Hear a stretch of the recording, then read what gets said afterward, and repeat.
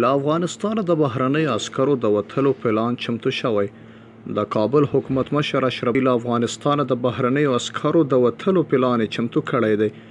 نوموړي دا څرګندونې نن د یکشنبې په ورځ دولتي عسکرو ته د میډالونو ورکولو په یوه غونډه کې کړي او زیاته کړې ده چې دولتي عسکر د دې کار لپاره بشپړ چمتووالی لري او له خپل ځانه دفاع کولی شي.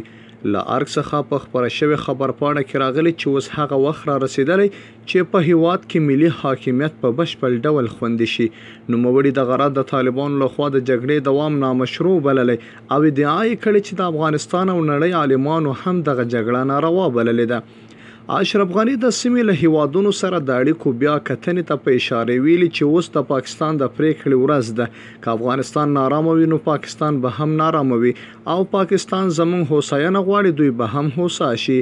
نوموړي په طالبانو غږ کړی که چیرې سوله کوي نو د افغانانو غیږه ورته پرانیستې ده او په خبرې له سولې پرته بل هر غوراوی د جګړې د دوام په معنا وي. اشرف غني په داسې مهال له افغانستانه د بهرنۍ ځواکونو د وتلو لپاره د پلان چمتو کولو خبره کوي چې ټاکل شوې ده چې د راتلونکي سپتمبر تر 11 نیټې پورې ټول بهرني عسکر له افغانستان څخه وایستل شي.